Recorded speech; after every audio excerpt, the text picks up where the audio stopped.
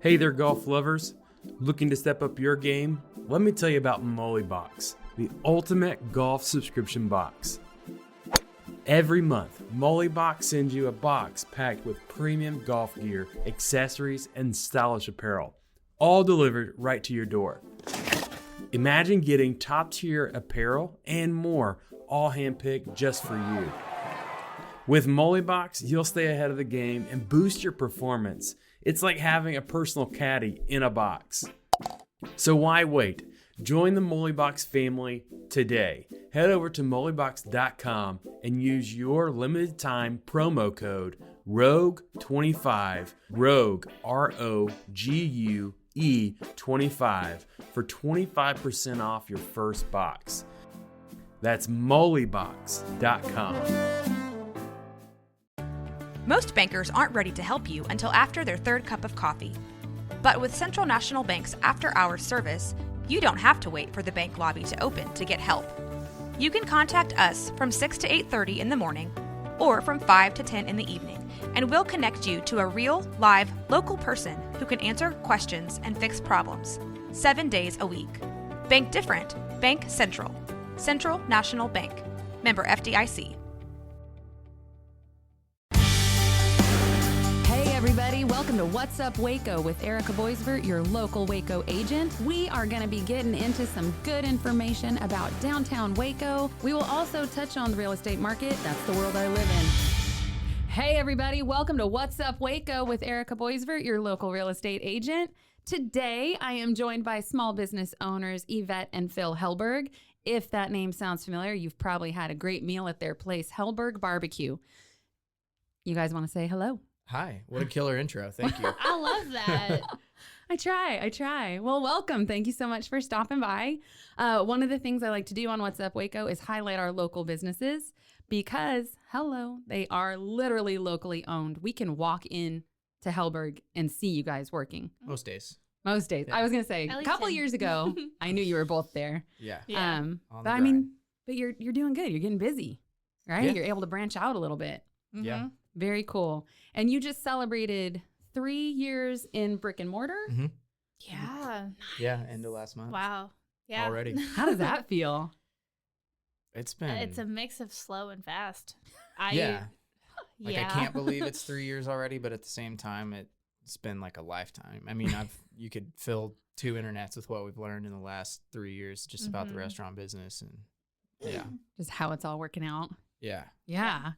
Well, I was telling somebody today that was asking about, if and when we'll expand and how we're going to do that. I'm like, man, it might seem like it's like definitely on the horizon for us or that it would be the right time. But honestly, what's held us back and it has, and I feel like we're on a good track now, but what's held us back is that we've had management turnover a few times since we opened just because neither of us ever managed a restaurant before we even owned one. So we had a lot of lessons to learn those first couple of years, and us not being further along with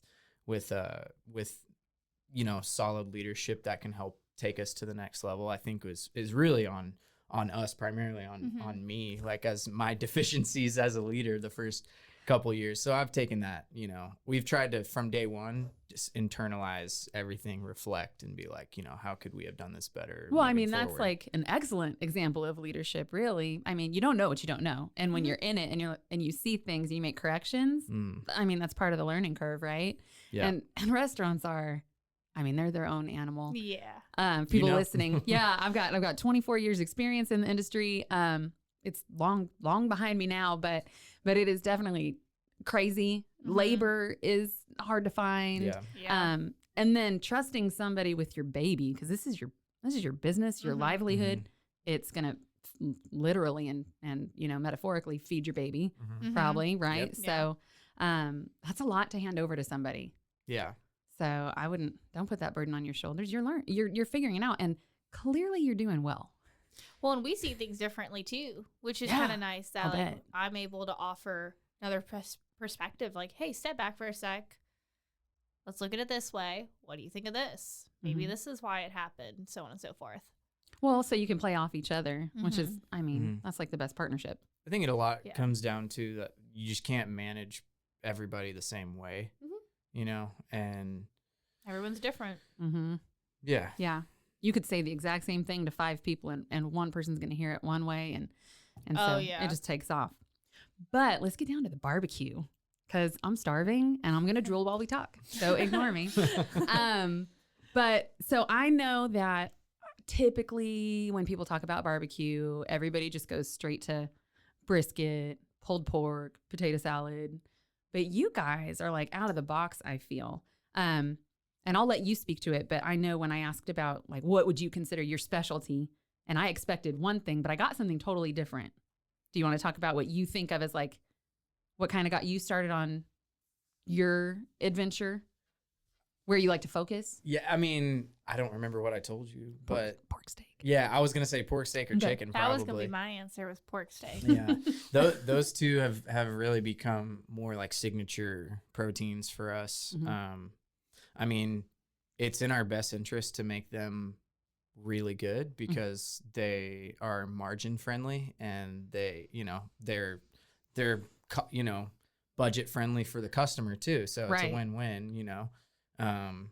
It's like both of those meats are like half the price or less, you know, than brisket is. Right. And even with that much of a, you know, of a cut from $30 a pound brisket, it still makes us, you know, better margins than brisket does. So as crazy as that sounds, like at 30 a pound that our margins are so thin on brisket, but a lot of it comes down to the trim. You know, because out of the package, you know, say we have a 16-pound brisket, by the time we're done trimming it for, you know, to cook evenly and to not have like an insane amount of fat on it that you would just end up pulling off on the tray anyway. You're looking at about a 30% loss before it even hits the smoker, and then it loses 50% of its weight on the smoker. So you'll start with a 16-pound, end up with a 12-pound trimmed, and then a 6-pound cooked. So wow. Yeah, it's just nuts how much they just shrink up. Like and then you gotta find uses for all those trimmings, which unfortunately the majority of those trimmings is just straight fat. So there's not a whole lot you can do with that. You know, we render it into tallow and fill our fryers with it, which is one use, but that's more of like what I'd call a defensive strategy. It's not very often, it's not really making us money. It's saving us what money we would have spent on fryer oil, which is not really expensive to begin with. So it doesn't do a whole lot, but it makes our chicken really delicious. So I was gonna say, but it adds that flavor, right? Like another flavor profile, which is super cool. That's the secret behind the chicken. Just like McDonald's French fries, man, beef tallow. Or they used to be. Before. I don't know. Yeah. We won't get into McDonald's. Well, I guess they switched over before, like when I was really young, or maybe even before I was born, because I always heard people talk about like they're like the holy grail French fries. And the few times I had them growing up, because I never really ate a whole lot of fast food, I was like, I don't get it. These are okay, I guess. But I learned a few years back that was the secret before, but like when they were like all the, you know, that was their secret, like the beef tallow. 93% beef tallow was That's funny. what they'd fried their French fries in. Yeah. So my husband and I go back and forth. I think McDonald's fries are the best, and he thinks In-N-Out fries are the best. And I'm like, In-N-Out. Anyway, their whole other are conversation. Good, I'll give them that, but the fries are trash. I mean, thank you. There we go. We're on the same page. Did you hear that, honey? Yeah. I know you're listening. Okay, so pork steak. Tell me a little bit about that, because I don't think most people would like run to a barbecue place to try it out. Not anymore. I mean, it's kind of an older. Yeah. Well, it's kind of come and gone, and it's coming back.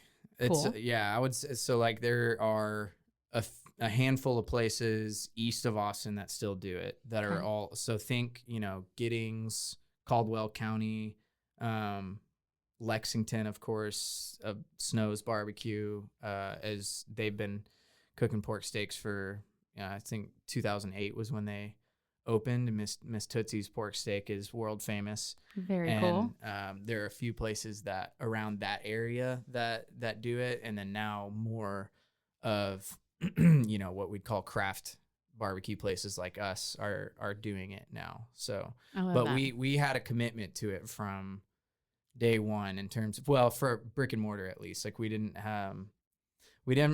really, I mean, we had done pulled pork on our menu a few times when we were in the trailer. And then when we were looking at going brick and mortar, we were kind of revamping the menu and talking about what things we wanted to change, add, and because that's like a good sit down item, like sit down, enjoy a meal. Yeah. And it's like, you know, similar texture to like a steak or a pork chop, but it's from that same cut of meat that you would get pulled pork from. It's from the shoulder, but we cut it into steaks raw, and we're going like 2.5, 3 inches thick, like nice, big, thick steaks.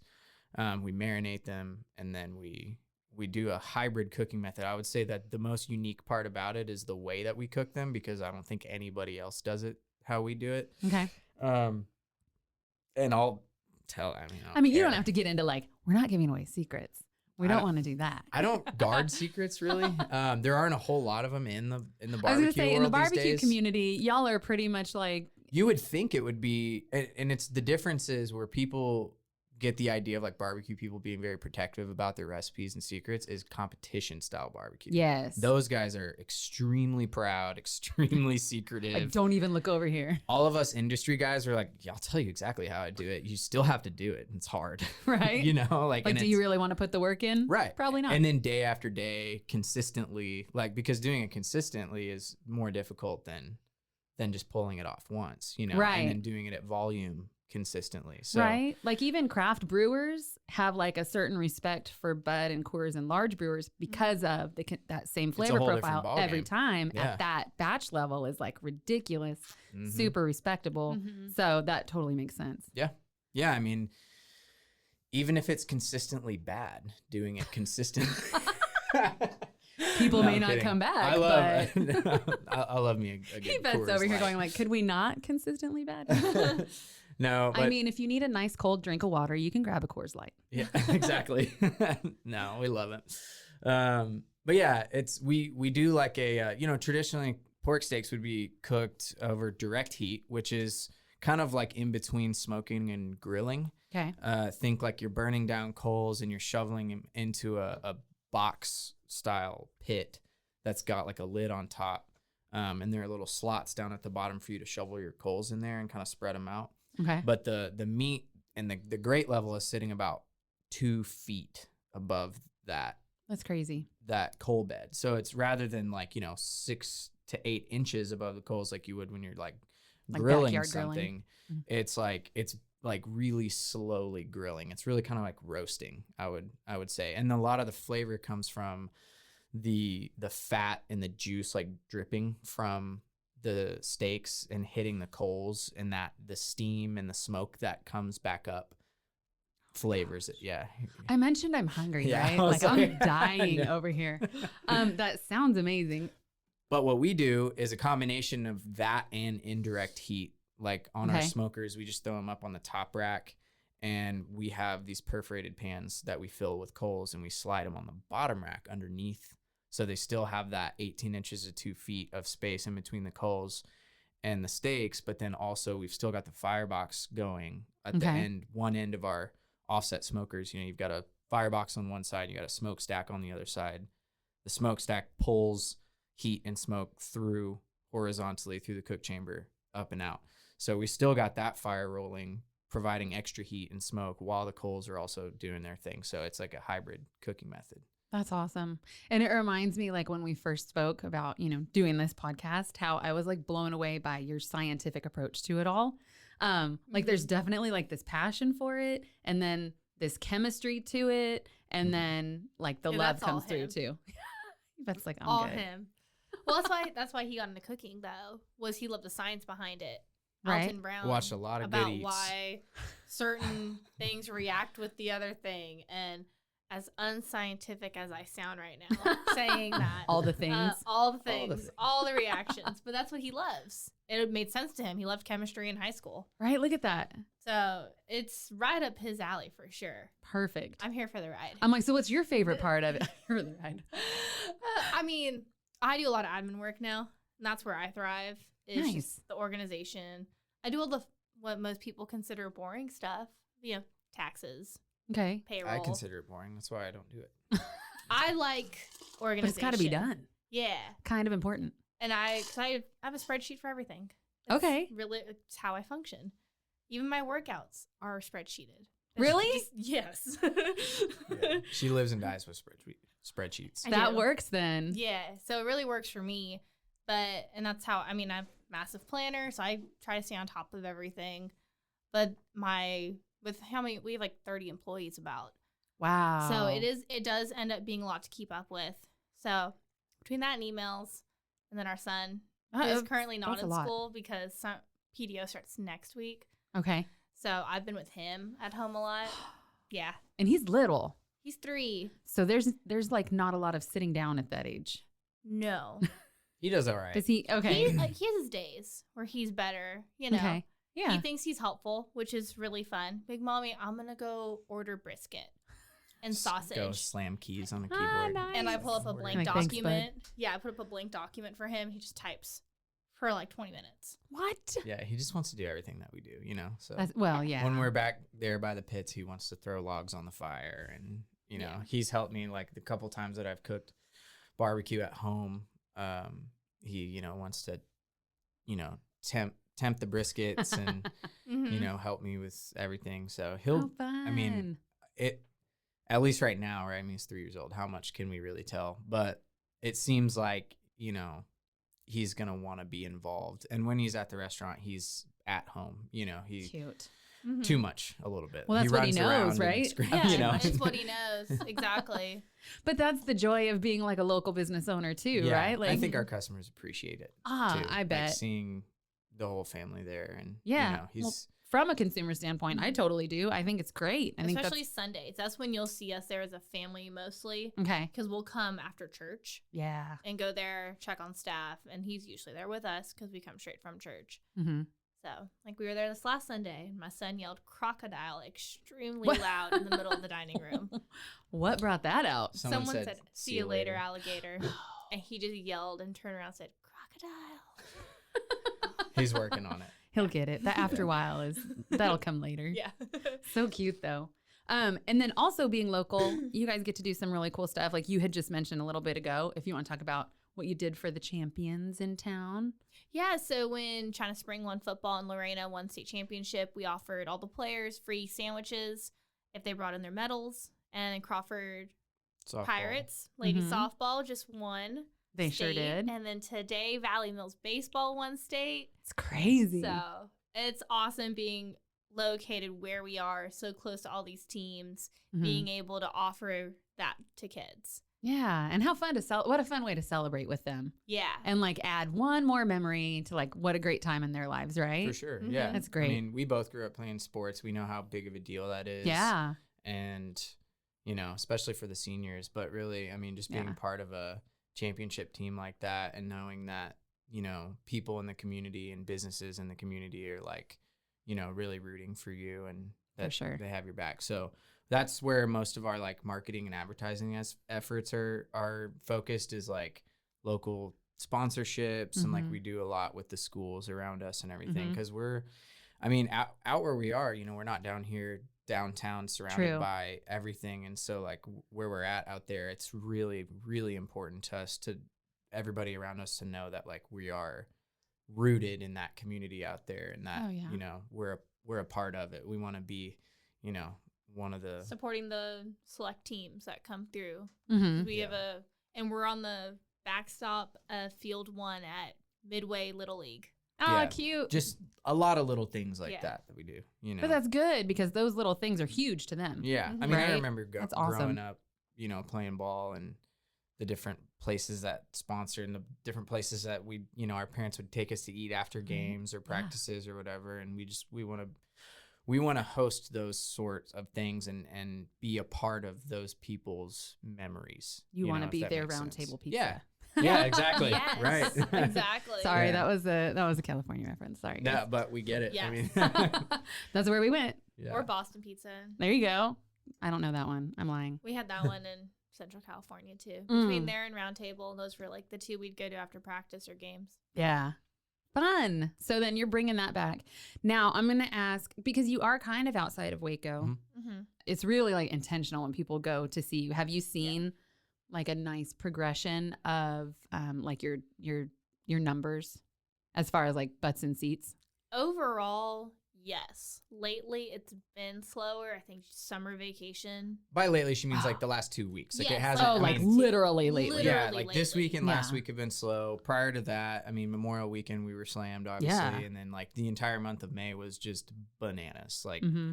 between Baylor graduation, Midway graduation, All the graduations. All the basically. graduation. especially Baylor graduation weekend. And That was Mother's actually Day. when Mother's Day. I mean, we just had a lot of big stuff, and then like some pretty big catering jobs in there Nice. too. That May was nuts. Which But, is also good to mention that you can do catering. yeah. Catering's what we love. Yeah, it's really that's really where that's our kind of our bread and butter now. I mean, there's only so much we can do in that building with the Mhm. seating and especially the parking that we have. Excuse me, but we can do. I mean, we try to do as much business outside of those four walls as we possibly can, and we've been growing our staff to be able to. And we have like a list of people that pretty much that just help us on caterings. Okay. And I mean, like we've got the cook space, we've got these massive smokers, Why and not, right? Getting another one soon. So Are you really? Yeah, we've got a 500 gallon coming in the next couple of weeks, which is about half the size of the ones that we have out back. We have Okay. 3,000 gallon smokers, and by 1,000 gallon, I mean they're made out of old 1,000 gallon propane tanks. They're From huge. The 1940s, 50s. Are they really? Yeah, they're very old. You want old ones because they're thick. So like Okay. when you get them up to temp, they'll hold heat really well. Anything post 1970, you're looking at probably a 1/4 inch or so, and it's not gonna retain. You're gonna burn a lot more wood. Oh, so but that's this not time cost of year, effective. you're not Especially burning a whole lot now. of wood. Right. Oh my god, yeah. Like wood's going up because gas is going up. So like it's all a domino effect. Right. So we're All the things are One going thing up. after another. Right. yeah. How have food supply issues have you noticed any like negative trends in that for y'all to get things that you need? Yeah. Yeah, more so on the paper side, I think. Okay. Like paper and plastic, just to-go products, things like that. I mean, there were periods where we had a hard time getting some things from our distributors. Yeah, and a we lot were of having that- to like a substitute out or figure out an alternative for a while, and that was It seems Not like a lot fun. of that is No. kind of come and gone by now. Good. Or a combination of also just like we've switched some products that like we can't get anymore. So now we're on a different one that's similar, or an ingredient rather. And like in a couple of cases, we had to actually change a recipe because like we could no longer get something that was like a vital part of that recipe. So then we had to pretty much change the whole thing and like Right. just try to recreate it as close to the original as possible. And so, but I feel like we're running pretty smooth now Good. with that. Like there's nothing that like week after week we're like, oh my gosh, I can't get it. Forget it. Yeah. We're not doing that anymore. Another one of my favorite things that you guys have is your pesto turkey. That was like our first special, really. Like the first kind of unique thing that we did aside from just having some different sides. Mm-hmm. When we first opened, it was brisket, ribs, sausage. no one would buy the turkey though. Yeah, Really? But it's so good. Well, it was just plain turkey breast. I wasn't any good Oh, at oh, cooking oh. turkey when we Oh. first That opened too. either, so it wasn't. That too. And then there's that. Yeah, it wasn't really that good. So So fair enough. we've come a long way with turkey. I figured out a lot of lessons on cooking turkey breast that first year, and we had this case of turkey, and I was trying to get rid of it because I like couldn't sell it the first couple days that we were open. It's absolutely no one would buy it, and then I was like, well, I gotta do something with this. So I figured, the combination, that flavor combination's pretty common. It's a good one. So I figured I'll try butterflying it, layering pesto in there, rolling it up with twine, smoking it that way, and it worked. Yes, And it did. And and then Daniel Vaughn wrote about it, and that was like the first thing that they really highlighted on our menu at Texas Monthly was the pesto stuffed Nice. turkey. And then it's really hard to do new things in barbecue these days. I mean, especially like the craft barbecue joints, like it's all about setting yourself apart now. Okay. Because like you're just not gonna, any of those places that are on the top 50, most of them I would say like 90% or more, you're going to go and you're going to get amazing brisket just about every time. And it's going to be very difficult to really pick a favorite or pick which one was better. And a lot of it might just come down to like who was better that day, you know, but for the most part, it's going to be pretty across the board. Like you're not going to taste a whole lot of difference in them. You know, maybe somebody's using a different kind of wood or someone's throwing some different seasonings on there, but you know, you're going to get smoky, tender, juicy, delicious brisket.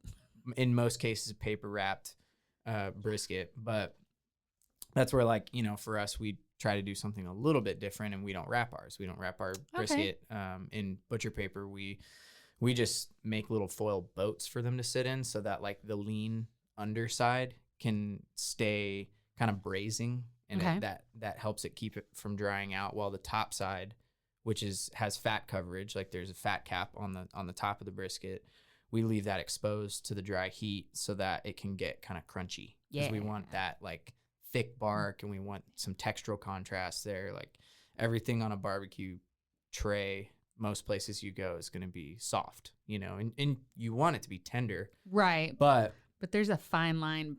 But then it's kind of everything is just like, everything's just kind of like the same texture. So that's like another reason why we fry the chicken. Okay. Aside from the fact that like the dilemma of trying to have a nice like juicy smoked chicken that also has crispy skin. When you start thinking through the process of how you're going to do that, and like without doing it just straight to order, you know, you can't like you cook a bunch of chickens and then just throw them in a holding cabinet. Like they're going to dry out and the skin's not going to stay crispy. So that's why we par cook ours. And then when you order it, we send a ticket back to the kitchen and they flash fry it real quick. And then that way it's like coming out hot. It's still super juicy because we brined it, and we smoke it very carefully not to go over. And then it hits that beef tallow and magic happens. Nice. So it's little things like that, like little touches. And so hungry. You did this to yourself. I know. You knew you were going to come in here and talk to me. I was thinking of it while I was driving over here. I was like, I'm so stupid. I'm going to be talking to them about barbecue, and they're probably sold out by now. And all we the things. still got food. Our phone lines are down though right now. Oh no. Come to find out. So all orders are going to my phone temporarily. It's all over social media. Oh gosh. Well, I'm glad there was a workaround for it, so at least you're not missing out on business. But I was like, text this phone number if you want to order. Oh, that's another good place. You guys are good on your social media game. That's all him. Yvette's pointing at Phil. I'm not allowed to touch social media except for what I just posted right now. She didn't ask either, so that's why. Is this going to be a conversation later? No. Announcements, I don't really touch our social media because he's punny and all the dad jokes and all of that is my husband. I wouldn't say it's so much that. Like sometimes I'm on my game and I can be witty and everything like that, which is a challenge to do every single day, you know, and post something and be unique and catch people's attention and keep them engaged and everything. It's tough. And in a lot of cases we're posting twice a day because we'll post in the morning and then we'll follow up in the afternoon because we're open for dinner 4 out of the 5 days that we're open. So then I'll post like a midday inventory to let people know what we have, because we, you know, when we're out of food, we're out. Meats, at least, you know, we're out of proteins. It's done. So we don't want people to go, you know, thinking that we have everything and then we're out and then they get bummed, which like all of these things have happened, right? Yeah. And they kind of have lessons to happen. you learn. But then also we don't want people just assuming we're out of food after 2:00 every day when we're sitting on 10 briskets like we probably are right now. And then, you know, everyone kind of collectively makes that decision, or like, you know, the word of mouth and the talk around town is great. We love that. But like, I don't love people saying like, oh yeah, they're out of food every day by 2:00, because then people just are like, what time is it? Oh, I want barbecue. They're probably sold out. I'm not gonna bother. I always especially because That's good. We are, you know, we're 20 minutes from downtown. So like if you're gonna make a trip out there, you better make sure we have food. But that's why we allow people to call. We have somebody on staff scheduled to be by the phone. Like that is a position. Nice. Like we have somebody that's scheduled to be there just to answer phones, take orders, answer customer questions. Kind of like a CSR position. I was going to say, you just have your customer service rep. That's nice. Yeah. And then my phone's always there for text. If I say, I have it on our website, if you have any immediate questions, please text this phone number. Okay. And it goes to me. Okay. And then if I don't know the answer, I call the restaurant and I get an answer from them, or I direct them to call the restaurant, but at least they can ask directly via text. Right. Which is another bonus of like super local owners. Like that's my favorite thing about small businesses. You guys are accessible, you know? We try to be, because we understand that like meat market style barbecue in and of itself is not a convenient, like it's just not a convenient way to get food. I mean, it's very personable, which is like, that's how we want it. We want human interaction. And like, you know, you come into our restaurant, you're going to walk up to the cutting block and talk to a person, and you're going to order directly from them. And it's very customizable. And it's, you know, we want people to be, you know, engaged and asking questions and like, you know, what's looking really good today and what are your favorites and things like that. But like we train our cutters to be very interactive with the guests and, you know, kind of, we want them to kind of put on a show because they're right there watching. You know? Yeah. It's all just like, if you haven't been there, it's one big, huge room. Essentially. Yeah. And, I mean, it's all and you can see and you can see everything that's going on. Which is one of the things I loved about I don't know if you want to talk about it, but your beer workaround was like so clever. And so but it was so clever and it brought people in and people were able to just still go in and chill and have the experience they were looking for, you know, and it was smart. It was good. We should have never got the license to sell beer. No. More people came out and we were just giving it away for free on Saturdays. Well, yeah. The reason I had that expression on my face not long it was not a happy one. was because private clubs are a loophole for TABC essentially, but it's a financial you can't say night. It's a loophole.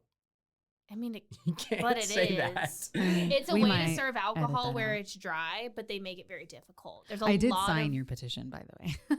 Thank you. There's a lot of rules and just financial regulations, and we get audited. It's a whole thing. It's like a lot of extra work on her. Is it worth it? So spreadsheet. Currently, no. Just honestly, because of our setup, like most people don't even know we sell beer. So if everybody listening, we sell beer. Yeah, there's we actually beer and barbecue. We actually have a full liquor license too. So like we have a margarita machine. Like this weekend, you better believe we're making frozen margaritas. It is flipping hot. Right? So. Yeah. And they're like full blown, you know, tequila based margaritas. We're not. We were like. No holding back. Yeah, I mean, the private club permit process is a pain no matter what you decide to do. So we figured we might as well go all the way. Yeah. For full liquor and everything. Because as the work is all the same to get it done. It's just the full liquor costs more. So like when it comes time to renew, we're probably just going to renew with beer only or beer and wine. I don't, with our location, it's not really one that you would, you know, especially if people are traveling, you know, 10, 15 miles, like they're probably not going to want to drink hard liquor anyway and then drive back or whatever. Or they have better hard liquor at home. Right. I'm a whiskey drinker. Like that's my, you know, that's my thing. I collect bourbon and all that. Okay. And like I'll drink whiskey at a nice restaurant when we go out. But it's not common because it's so much more expensive. Oh yeah. It's really expensive. And a lot of times, like at least around here, you know, save for like Barnett's, like Barnett's has the most amazing whiskey selection ever. But aside from that, there aren't a whole lot of places that have much better stuff than what I've got at home in my closet. Right. You know what I mean? So. Yeah, especially when it comes to that. Because people don't really, I mean, most restaurants are like, I'm going to get this and this and this and done. Yeah. And they're like, the big sellers. Woodford Reserve. Right. And you're like, okay, good job, Bob. Exactly. Yeah. Not that that's bad. No, it's tasty, great, but yeah, I mean, but it's not unique. No. So that makes sense. Yeah, we've learned it is a lot of work. I see why a lot of people don't do it and do private clubs. Yeah. Because of the financial end that I have to do. It's a spreadsheet, which is great. Most folks good with that part. Just but I've had we got audited in January. Oh, wow. We had a half audit. I thought it was a full audit and it was not. That really stresses me out that was only a half audit. But it, you know, it was to check on our progress of if our spreadsheets looked good, everything, which was really affirming for me. Good. Because everything was right. Good. And so I was like, okay, so I have my systems down because I've changed my spreadsheets 3-4 times Mm-hmm. with my accountant, trying to just make sure it makes sense and we're tracking everything accurately. And so it's just, there's a lot of rules. Oh, yeah. Yes. Alcohol is strictly monitored. Yeah, it's very strict. And Down there's to just the a lot of down silly to the stuff cent, that we have though. to do. And yeah, they track your accounting like crazy. And when you don't, I don't know what it's like when you have just like a normal, you know, liquor license or whatever. But, and most folks, when I ask, I try, you know, when they come out and I'm like, hey, I have to scan the back of your ID. And they're like, clearly over 50. And they're looking at me funny. I'm like, it's not like I have to do Hey, this you no know what matter I what. do? I And- don't want to do it either. and I ask people all the time, like, you know, have you ever heard of like private clubs or like, you know, where you have to, and no, like nobody gets it. So then I have to explain it to like every single person why we do it, because they're confused. They're like, why can't I just buy a beer like everywhere else I go? Right. I'm like, I'm sorry, you can't. Like, This isn't like everywhere else you go. We're gonna For that. forfeit this incredibly expensive permit fee if we get it pulled, you know. Yeah, So we no. have to do it the right way, and Mm-mm. you know, it's annoying, but like, you know, hopefully in the future, if we can expand where we're at and like get more space there, then because there is another half of that Right. building, then we can have the bar be its own like dedicated area where it's more visible. Because right now you just, you know, unless you know it's there, you're not going to know it's there. And Fair. it's tucked at the very end of our line. And the only thing that really tells you it's there is a couple of beer, you know, Waco Whale tap handles sticking up. You've got to be looking for it, but that's not what people are looking for when they walk in. They're, you know, beeline straight to the cutting block, which is where we want them to go. But if we were to have it off separate, which another reason why we don't have it in a separate part of the restaurant is because we don't own the building. In order to have a bar over there, we'd have to run plumbing over there for like hand wash sink and all that geez. stuff. So we have to bust up concrete, and like we're not going to do that. So No, that's expensive. Especially now. Yeah. Yeah. It can So- wait. It can wait. People are fine. Yeah. Because you know what? The food is delicious. So if they yeah, want and that's to, always been the driver, you know? right? Enjoy the food. Take it home and enjoy it with your own whiskey at home or whatever. Yeah. But it's great. So I just want to kind of wrap up a little bit because I appreciate your time and I know you guys have other stuff to do. I want to ask, so I like to do like your 3 favorite things about Waco, even though y'all aren't really in Waco. I consider you one of our businesses. Yeah. So what are like your 3 favorite things about Waco? Like to do. It could or- be like a new business that has come in. Maybe I love, it's a community. I'm not going to go to Target and not run into at least 2 or 3 people I know. Yeah, I was gonna You say know what I mean? Like that's stuff kind of like where that. what I think of as Okay. a very general thing. Like since moving here, you know, like I grew up in the Woodlands, which was much bigger, you know, and especially now it's like I can't remember the last time I visited, but it's like a metropolis there now. It's crazy. huge. It's unrecognizable to me. And you know, my graduating class is like 1,200 people, and there are people in my graduating class I've never met. Right? You know, I have no Wouldn't idea even who they recognize. are. Yeah. Yeah. And it's not the case here, but it's like, it's, you know, and we have friends who have barbecue joints in like smaller markets and some that are in bigger markets and whatnot. And, you know, we're big enough to where like we can do the volume that we're doing and we can employ 30 people and we can, Right, which you is know, awesome. like the amount that we've grown in the amount of time we've grown, I wouldn't have expected. And I'm really, really grateful that we have the, you know, just the business and the people coming through and everything. But at the same time, like not a single day goes by in the restaurant that someone, you know, doesn't walk in that I know, you know. So like we see people that we know every day, everywhere we go, you know, we'll end up running into somebody, or even, you know, or someone will know who we are and be like, Right? hey, Yeah. don't you own that barbecue place? Or like use a debit card and they're like, Helberg, like the barbecue place. I'm like, yep. And Exactly where I grew that. up, yeah, I think what I've said many times, which just holds true, like where I grew up, you could see someone's name like on a billboard as part of a business or something, like, you know, like Helberg barbecue, right? And then if you were to run in or meet somebody with that last name, like chances are they're probably not related. Okay. And I'll be like, and here it's like almost definitely that's the same person. Yeah. Yeah. Or their cousin. Yeah, exactly. Yeah. And there's everyone. it's Right. tight knit in that way. Very. Which I mean, people don't think about this, like why folks in small towns are like so friendly, and it's like, because you got to watch your mouth. You can't just say and act however you want, because like you don't know Word who's gets related around. to who. Real quick. And like, I don't say that in a way that I don't want it to make people in small communities or small towns sound like they're fake, right? No. I think it just makes people mind their manners. It's accountability. And then yes, Accountability, exactly. yeah. And Right? especially if you grow up in that, then it just like teaches you, if you don't have anything nice to say, don't say it. Right. And that's the kind of community I grew up in. Yeah, I love it. And like our last name is really obvious too, Boisvert. And so I'm so glad you said it twice I'm- now, so I know how to pronounce it. it's okay. Just Erica B is fine. But like I know, hey, if that's my kid and you know it's my kid, let me know if they've done something they shouldn't have done. That is fine. And that will happen That's here. why we're excited to send Wayne to Crawford, because it's like, puny. Oh my So- gosh. You'll know exactly what he's doing Uh-huh. at That's all what times. I want. And that's like the kind of school I grew up in is very similar to Crawford. Okay. Yeah. So same size. Yeah. Right up my Nice. alley. So I love it over there. We almost landed that side, but we ended up on the other side.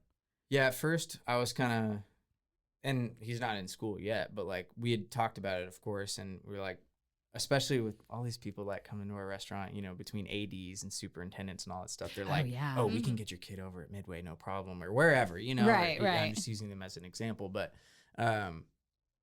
it's like, I went to a 6A high school.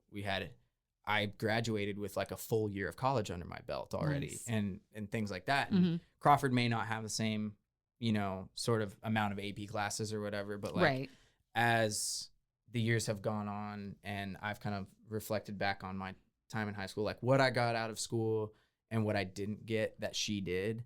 And I'm like, it's a fair trade, Agree. like he doesn't need to have all that stuff. And if he can take, there are other ways to get like, he can take classes online through McLennan MCC. Yeah. yeah, if 'cause I he's did like that. really, And do really your dual credit that way. if That's he's what I really did. academically like inclined, and that's and he's really motivated by that, then I think there are ways that he can be accommodated, but at the same time still have the accountability of a Yeah. small school and teachers that are a little bit more old school like And us. that care about them. Yeah. Like, Yeah. Not to say other teachers don't at bigger schools, but when you have a smaller school with generally smaller class It's sizes, easier to care. you are It's enabled. easier to is. be more involved. It's not It is. You're not spread so thin. exactly. Yeah. And it's also nice. I think during high school, you're learning, academically what you need to learn, but you're also learning like how to be an Person. adult and Yeah. a person and a member of your community. And so it can get lost Oh, yeah. in bigger schools. I went to a Yeah. bigger school, so I mean, it just can. And in Everyth- those it smaller has its- schools, you're like pros and cons, right? Yeah, Both exactly. ways. Yeah. Mhm. But that's cool. All right, couple favorite things about Waco. I love our church, Okay, where do you guys go? Harris Creek. Harris Creek. Okay. So I love our Yeah, church. it's Okay. the best. It's amazing. I people and try the- to be the as involved as staff. I can be there. Staff is amazing. Yeah, I love our church. Good. They've been a great foundation for us since we've been That's there. awesome. I would say like our community has a good kind of chip on our shoulder about like Waco versus everyone, because That's fair. the people who buy in and come here and are like about it, they get it and they understand. It's like, yeah, we're not Austin, we're not Dallas, we're not Houston, we don't want to be. Right. And we're going to kind of make it on our own. Mm-hmm. And That's that's we have that sort of mindset. That's why we've Mhm. never taken investors, never taken partners, anything like that. And like, yeah, in the beginning we had no clue what we're doing, but I don't care. Yeah. If like we're gonna cut our teeth and figure this stuff out on our Yeah. own. And I think that is a common mindset around here. And like Mhm. what sold us Yeah. on, what sold us on, or me particularly on moving here and opening our business here, because like we were going to move back to Texas for sure. I grew up like north of Houston, and when we started doing barbecue, we were living in SoCal right after she graduated from college, Biola University, and Great we were school. looking at moving back to Texas. Took a ton of road trips, so because there's a lot to see. Yeah. And It's kind of a big state. for her, especially, hadn't not really seen much of it, and we ate barbecue all over the place, and that's kind of what has helped me step my game up. When you go eat at some of these places that are on top 50 lists, and you're like, wow, yeah, So that's what what it's I'm supposed to be cooking like. in my backyard is not that great. But anyway, she really wanted Waco, and I was kind of like, are you sure? I don't know. Like, I didn't really think a whole lot. I didn't pay a whole lot of attention the few times that we we're here. And then because it used to be a pass-through town. Exactly. Right? That's what I considered it. Yeah. And then when we really started looking at it and started meeting people here and the way that they treated us and how welcoming and friendly everybody was and accommodating and helpful and like, I mean, it's just nuts. So when we met other small business owners that were like around our age and they're actually successful, I was like, oh yeah. How? Because anywhere else I would have, big cities, big markets, anything like that, it's like you got to be a millionaire just to get off the ground, for sure, because everything's so expensive. But everybody's so supportive here. Like I love the small business owner community. We met all the different people we needed to meet because of actually realtors that we knew. Mm-hmm. People like you. Yep. You know George, Thomas. Which Thomas? Thomas, yeah. And the Nate Embry. Yes. Because of them, we were able to meet all sorts of people that helped us get that next step. Mm-hmm. And Nate also has a podcast with Rogue Media. Yeah, fun stuff. We did it in this room. You did like a few months ago. But it's Nate's great. Y'all are really have become ambassadors for the town. Like, I think good realtors like you guys who really are invested in the community and getting people plugged in here more so than just like selling a house, selling a property, like you're interested in their long-term success and ultimately the whole town, the whole community's long-term success. I mean, like we want to see, I think I can speak for everybody when I say like we want to see all the growth that we're having be sustainable, and for people that are flocking here, like we want them to, plant roots and find cool opportunities. And care about this county. Contribute. Care about McLennan County. Yeah. As a whole. Because it's not just Waco. It's not. It's McGregor, Crawford, Midway, Hewitt. It's Lorena. Robinson. Yeah. That is good to mention because, and I think everybody, when I say close. Waco, like I think of all those places. Yeah. You know what I mean? Which is just because it's all kind of cohesive. Yeah, Greater Waco. But yeah, and I love that you said that because I know when people say, oh, I think about maybe Dallas, maybe Austin. And I'm like, why not Waco? Yeah. Like if you have the mindset for it, and you're right, it's a specific person who fits in here and a like mindset and buys in. But man, if you do, what a great place to land, right? Yeah. Seriously. Oh, cool. All right, guys. Thank you so much for your time. I know this took a chunk of your afternoon. Us. It's been fun. All right. I'm going to meet you at your restaurant. I'm just kidding. Yeah. Going back there right now. Right. I know. Fun. But thank you. I really do appreciate your time and hearing your story. Of course. Yeah. All right.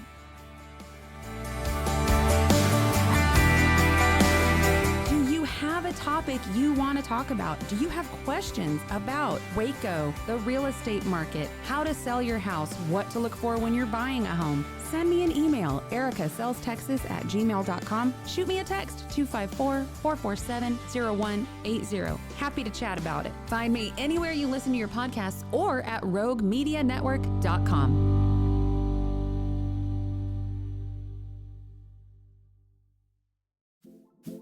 Hey there, golf lovers. Looking to step up your game? Let me tell you about Mollybox, the ultimate golf subscription box. Every month, Mollybox sends you a box packed with premium golf gear, accessories, and stylish apparel, all delivered right to your door. Imagine getting top-tier apparel and more, all handpicked just for you. With Mollybox, you'll stay ahead of the game and boost your performance. It's like having a personal caddy in a box. So why wait? Join the Mollybox family today. Head over to mollybox.com and use your limited time promo code ROGUE25, ROGUE, ROGUE 25 for 25% off your first box. That's mollybox.com.